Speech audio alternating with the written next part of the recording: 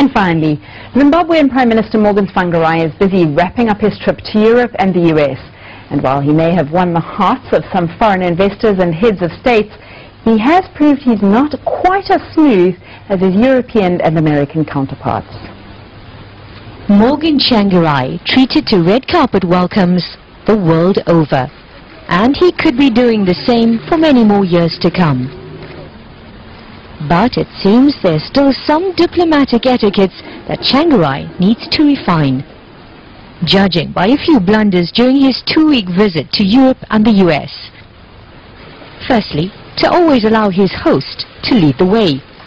Secondly, by now he should know the colors of his country flag and not end up at the wrong podium.